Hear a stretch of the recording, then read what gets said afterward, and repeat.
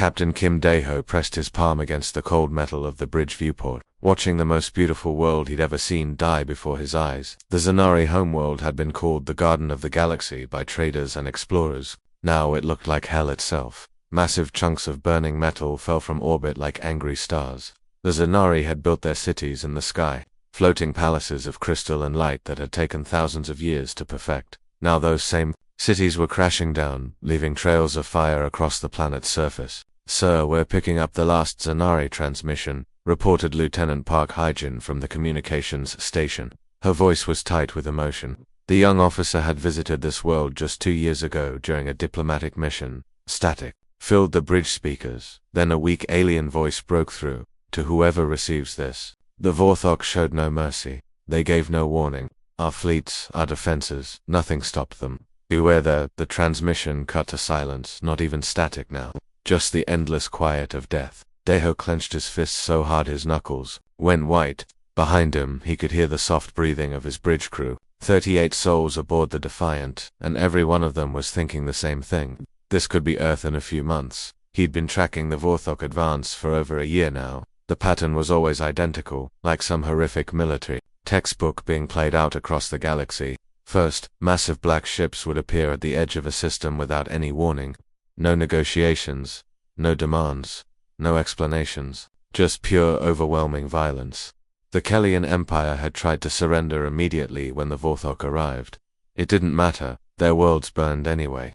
The peaceful Morvac had offered to share their advanced medical technology in exchange. For mercy, the Vorthok had used their own hospitals as target practice. 18 months, 12 civilizations, billions of lives snuffed out like candles in a hurricane.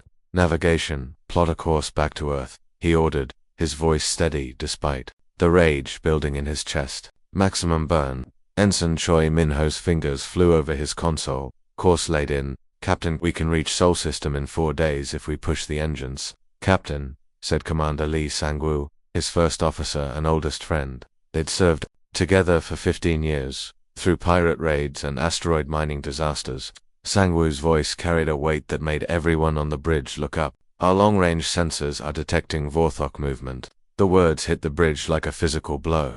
Several crew members stopped breathing entirely when Dae-ho asked, though he already feared the answer. "They're heading toward the Kepler 442. System, sir, same formation as before. 12 heavy dreadnoughts. Standard attack pattern." Dae-ho's blood turned to ice water in his veins. Kepler 442 wasn't just any system. It was the gateway to human space, the last major checkpoint before the core worlds. More importantly, it was directly on the shipping lane to Earth. How long until they reach human territory? Sang-woo checked his calculations twice before answering. "At their current speed, 6 weeks, sir." The bridge fell silent except for the steady hum of the ship's engines. Everyone aboard the Defiant knew the numbers. Earth's new defense fleet was still under construction in the orbital shipyards. The latest reports said they needed at least 3 more months to complete the heavy cruisers and battle stations that might stand a chance against Vorthok firepower. 6 weeks was nothing. A blink of an eye, Lieutenant Park Hyjin spoke up, her voice barely above a whisper. "Sir, what about the colonial worlds? New Seoul, Busan Station, the mining colonies in the Tau Ceti system?" Dae-ho closed his eyes. He'd grown up on New Seoul, a terraformed world where his parents had built a small farm growing Earth vegetables in alien soil. His sister still lived there with her 2 children. The thought of Vorthok ships hanging over those green fields, of his nephew and niece seeing the same orange flames that were consuming the Zanari world. "The colonies don't have any defenses worth mentioning," said Chief Engineer Nam Ji-hoon over the intercom. He was monitoring the conversation from the engine room. "A few patrol ships, maybe some orbital platforms. Against what we've seen the Vorthok bring to a fight, they might as well throw rocks." Pilot Oh Soo-jin turned in her chair, her young face pale. "Captain, maybe we should warn them, give them time to evacuate." "Evacuate to where?" asked Sang-woo grimly. "The Vorthok move faster than our transport ships. And where would 40 million colonists go? Earth's already overcrowded." The brutal mathematics of it settled over the bridge like a burial shroud.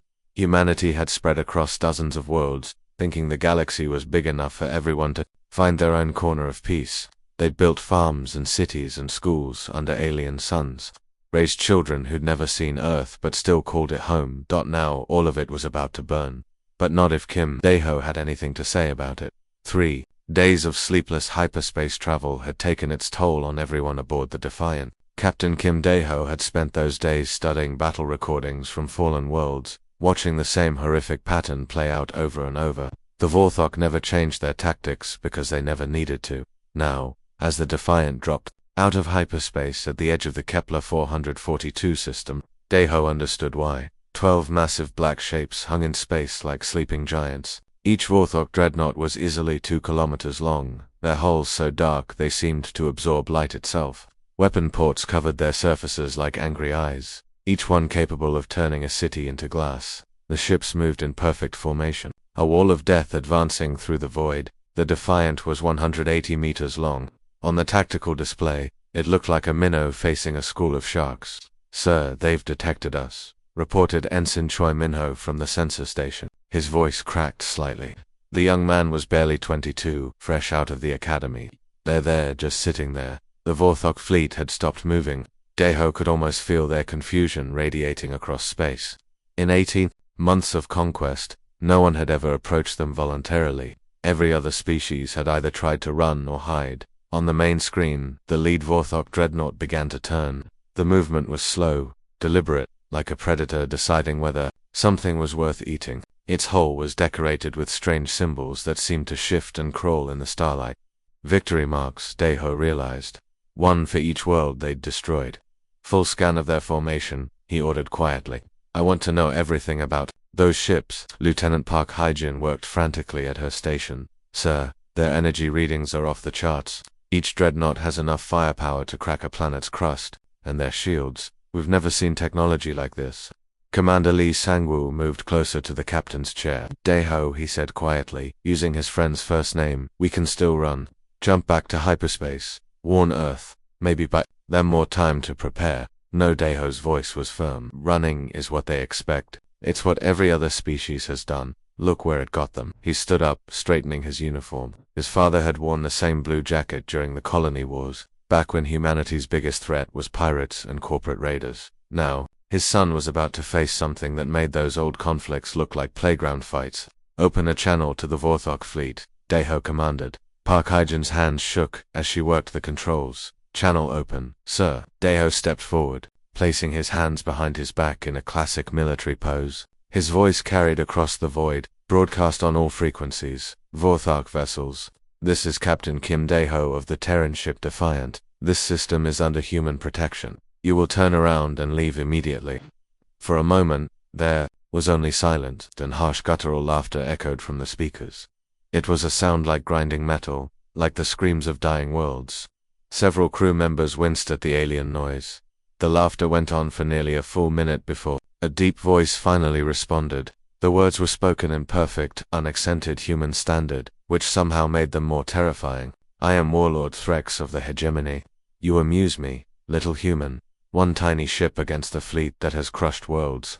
Do you wish to die so badly?" The main screen flickered, then displayed the interior of the Vorthok flagship's bridge. Warlord Threx was enormous, nearly 3 meters tall, with gray skin covered in ritual scars. His eyes were completely black, like looking into deep space. Behind him, Daeho could see other Vorthok warriors, all armed, all watching the human ship with the casual interest of cats watching a mouse.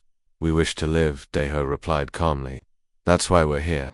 Threx leaned forward in what might have been curiosity. "Explain this madness. Human, your databases tell us your species is intelligent, yet you park one small vessel before my armada and make demands. Are you defective?" "We're different," Daeho said. "The other species you've encountered, they thought survival meant running away or surrendering. Humans learned long ago that sometimes survival means standing and fighting, even when the odds are impossible."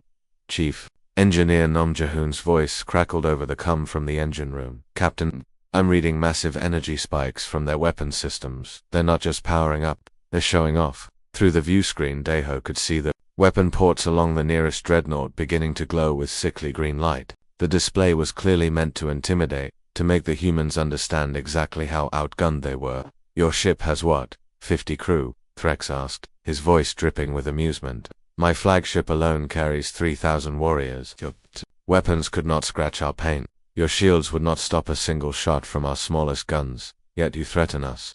Park Hae-jin looked up from her station, eyes wide with fear and something else. Determination, maybe. Sir, they're powering weapons across the entire fleet. Energy readings are climbing past anything we've ever recorded. The red alert klaxon had been sounding for several seconds before Daeho consciously heard it. Red alert, all hands to battle stations. The bridge lights dimmed to crimson. Emergency blast shutters slammed down over the viewports with metallic clangs that echoed through the ship. Around him, his crew of 38 souls strapped themselves into their stations and prepared for what seemed like certain death. But Daeho had studied every battle report, every transmission from the fallen worlds. The Kellians had tried to outrun the Vorthok. The Zanari had attempted to outthink them. The Morvac had hoped to outnegotiate them. None of it had worked because they'd all made the same mistake. They'd tried to be reasonable with something that wasn't reasonable. They'd applied logic to an enemy that respected only strength. The Vorthok had never faced humans before. They'd never encountered a species that would look at impossible odds and charge anyway. They were about to learn that humans didn't fight because they thought they could win. Humans fought because giving up wasn't in their nature. They were about to learn the difference. The first Vorthok energy beam missed the Defiant by less than 50 meters, close enough that the ship's hull groaned from the heat. Captain Kim Daeho felt the deck vibrate under his feet as more shots followed, each one a lance of green death that could vaporize his ship in an instant. Helm, take us into the asteroid field. Full impulse. Pilot Oh Soo-jin's hands froze over her controls. The asteroid field stretched ahead of them like a cosmic graveyard, filled with spinning rocks the size of buildings and chunks of metal from some long-dead civilization. At the speed they needed to outrun Vorthok weapons, hitting even a small rock would tear the Defiant apart. Sir, that's suicide at this speed, she protested, her voice tight with fear. So is staying here. Do it. Another energy beam scorched past the bridge viewports, so close that everyone could see the angry green glow through the blast shutters. Soo-jin made her choice. Her hands flew over the controls, and the Defiant dove toward the asteroid field. Like a bullet fired into a maze, the ship bucked and rolled as Soo-jin threw it into turns that should have been impossible. G-forces pressed everyone into their seats as she threaded the needle between spinning rocks. Behind them, Vorthok energy beams lanced through space, missing by mere meters as the nimble frigate weaved between asteroids like a hummingbird dodging raindrops. Weapons status. Daeho shouted over the noise of screaming engines and whole stress alarms. All systems online. Reported weapons officer Yun Amen, but sir, our standard missiles won't even scratch their shields. Daeho smiled grimly. He'd been counting on that. The Vorthok had grown used to enemies who fought by the rules, who used conventional weapons and tactics. They expected their opponents to meet them head-on in open space, where superior firepower would win the day. Humans had learned long ago that when you can't fight fair, you fight smart. Weapons target the mining charges we planted on asteroid Cluster 7, Daeho ordered. 3 days ago, while the Defiant was racing toward this system, Daeho had ordered his engineering teams to work around the clock. They'd fabricated dozens of mining charges, the kind used to break up asteroids for extraction. Chief Engineer Nam Ji-hoon had scattered them throughout the asteroid field like deadly seeds. Firing, the Defiant's pulse cannons weren't strong enough to hurt Vorthok ships, but they were perfect for detonating mining charges. The explosion lit up space like a newborn star as a massive asteroid shattered into 1,000 pieces. Chunks of rock the size of shuttlecraft went flying in all directions, propelled by the blast like cosmic buckshot. The nearest Vorthok ship was caught completely off guard. Its shields, designed to stop energy weapons and missiles, suddenly faced a cloud of solid rock moving at incredible speed. The alien vessel's protective barriers flared brilliant blue as they tried to stop the improvised projectile storm. They failed. Asteroid fragments hammered into the Vorthok hull with the force of artillery shells. The ship's black armor, which had seemed invincible moments before, cracked and buckled under the barrage. Atmosphere vented from dozens of holes as the alien vessel staggered like a wounded animal. Impossible, came Warlord Threx's voice over the com, filled with rage and something else. Surprise. No species fights like this. On the main tactical display, Daeho could see the Vorthok formation wavering. For 18 months, they'd crushed every enemy through sheer overwhelming force. Now a single human ship was making them look foolish, using their own expectations against them. Engineer Nam Ji-hoon's voice crackled from the engine room, barely audible over the sound of damage control teams rushing through the corridors. Captain, I've rigged the mining laser to overload. It'll burn out the entire system, but one shot should punch through their armor. The mining laser was designed to cut through asteroid rock, not fight space battles. But Ji-hoon was the best engineer in the fleet, a man who could make miracles happen with spare parts and determination. Do it. The Defiant emerged from the asteroid field like a striking cobra, using the cover of floating debris to mask its approach. The damaged Vorthok ship was trying to restore its shields, its crew probably scrambling to repair the hull breaches that were bleeding atmosphere into space. They never saw death coming. The overcharged mining laser struck the Vorthok ship's hull like a finger of concentrated starfire. The beam, designed to slice through solid rock, bored through alien metal like it was paper. It punched deep into the vessel's core, finding the reactor that powered its massive bulk. The enemy ship exploded in a brilliant flash that lit up the entire system. Debris scattered in all directions as 2 kilometers of alien warships simply ceased to exist. For a moment, the explosion outshone the system's star. 11 ships left. The bridge crew cheered. But their celebration was short-lived. Victory had come at a terrible cost. While the Defiant had been making its attack run, other Vorthok ships had found their range. Enemy fire had punched through the frigate's shields and torn into her hull. Damage report. Daeho called out. Hull breaches on decks 3 and 4, reported damage control. We've lost life support to the forward sections. Engineering says we're venting atmosphere faster than we can replace it. The ship shuddered as another Vorthok beam glanced off their failing shields.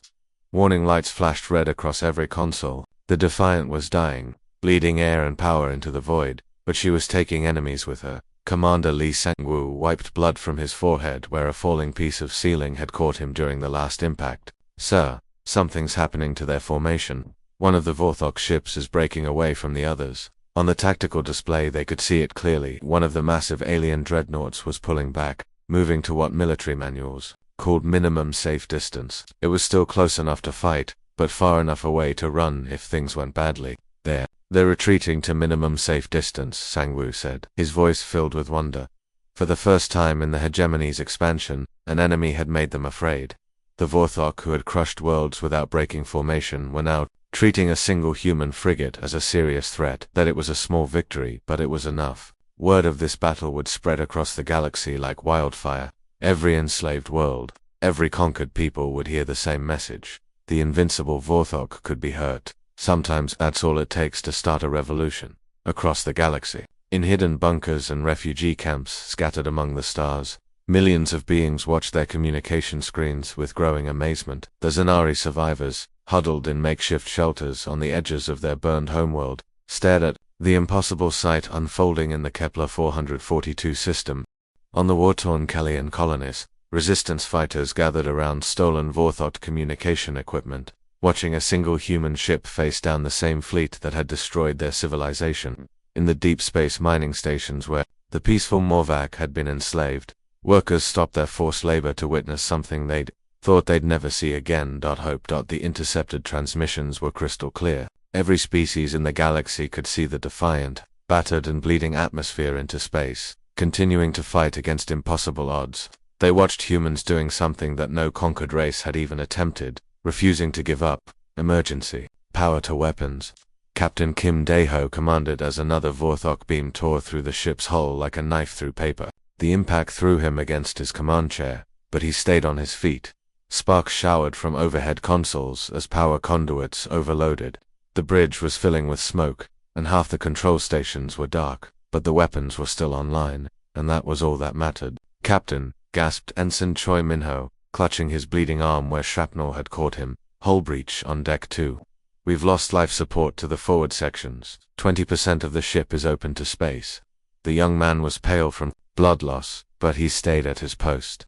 Around the bridge, other crew members were in similar condition. Lieutenant Park Hyjin had a nasty cut across her forehead, and Commander Lee Sang-woo's uniform was torn and scorched. None of them had abandoned their stations. Seal it off. Continue firing. The Defiant spun and rolled through space like a wounded bird, but she kept fighting. Pilot Oh Soo-jin used every trick she'd learned in 15 years of flying, making the damaged ship dance between enemy fire. When one of the ship's maneuvering thrusters was destroyed, she learned to use the hull breaches themselves as steering jets, venting precious atmosphere to change course.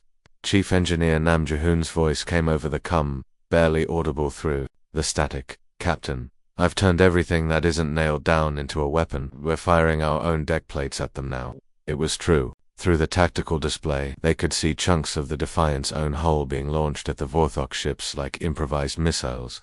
The kitchen disposal unit had been modified to fire cutlery at high velocity.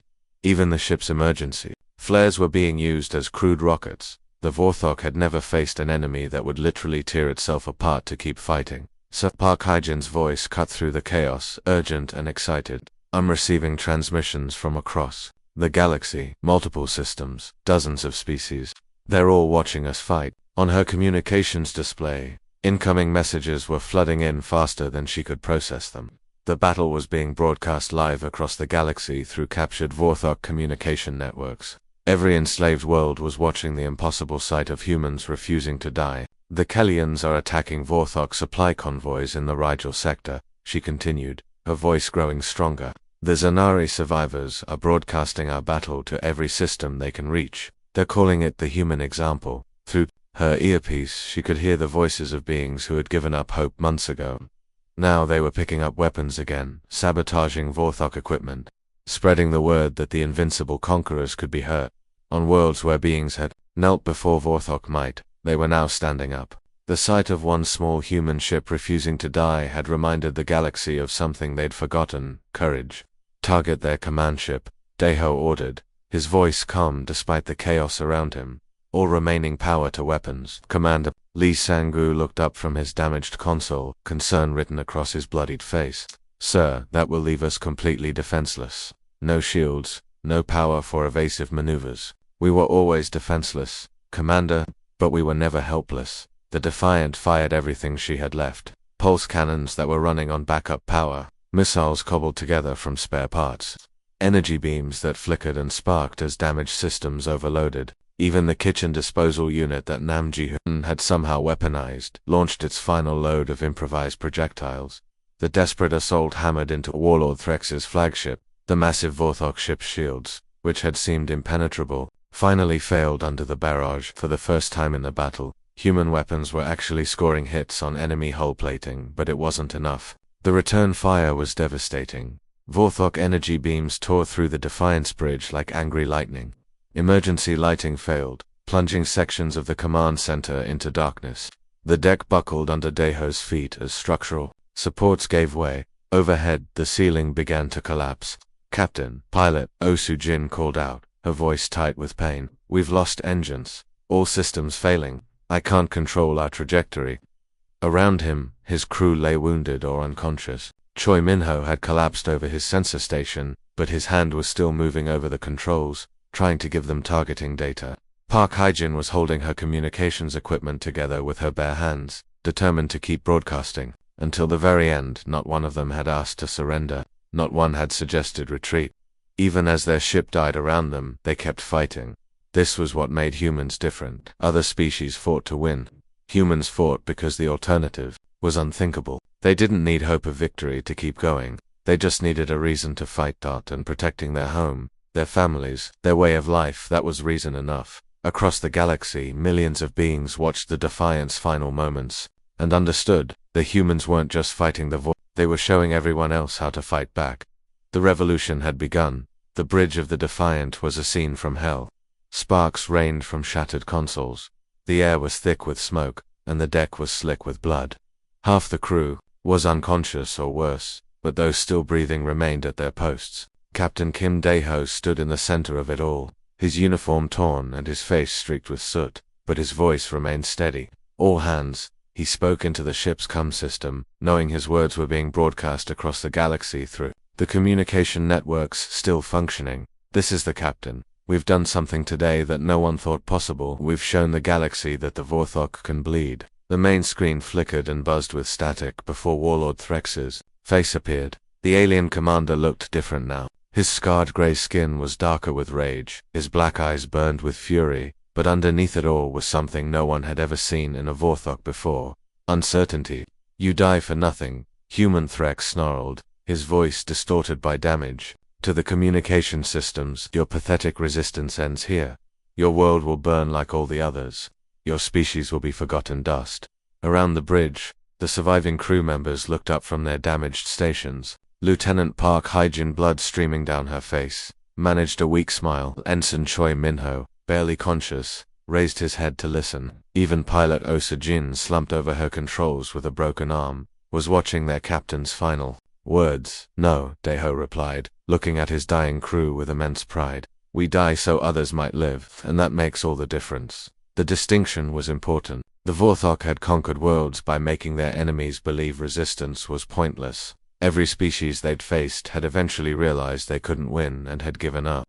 But humans had learned something different during their long climb. From the caves to the stars, sometimes you don't fight because you can win. Sometimes you fight because it's the right thing to do. He turned to Chief Engineer Nam Jae-hoon, who was barely conscious at his engineering station. The man's legs were trapped under a fallen beam, and his console was more sparks than circuits, but his hands were still moving over the controls. "Ji-hoon, can you give me one last gift?" The engineer looked up, his face pale from blood loss but his eyes still sharp. He'd been working miracles all day, turning everything from kitchen equipment to deck plates into weapons. Now Daeho was asking for the biggest miracle of all. Nam Ji-hoon smiled through bloody teeth. "Reactor overload, sir. I can disable all the safety systems, push the core past critical. On your command." It was a suicide run, and everyone on the bridge knew it. But as Daeho looked around at his crew, he saw no fear in their eyes, only determination. "Ram that flagship," he ordered Oh Soo-jin. The pilot's broken arm made it difficult to work the controls, but she managed to look back at her captain with a grin that was pure defiance. "With pleasure, Captain." The Defiant, burning and broken, her hull cracked open like an egg and bleeding atmosphere into space, slowly turned toward Threx's massive dreadnought. Emergency thrusters fired in sequence, pushing the dying ship toward her final target. On the main screen, Warlord Threx's eyes widened as he realized what the humans intended. In 18 months of conquest, no enemy had ever attempted a ramming attack. It was tactically unsound, strategically pointless, and completely insane. "You're insane," he screamed, his composure finally breaking.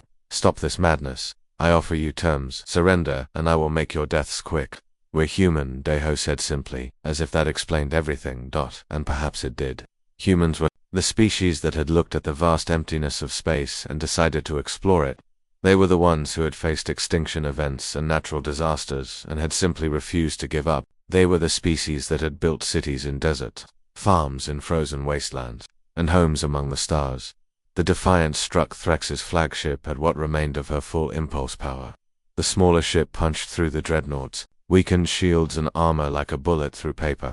Deep inside both vessels, Nam Ji-hoon's sabotaged reactor reached critical mass. The explosion lit up the Kepler 442 system like a newborn star. Both ships simply ceased to exist, transformed into pure energy that was visible from neighboring star systems.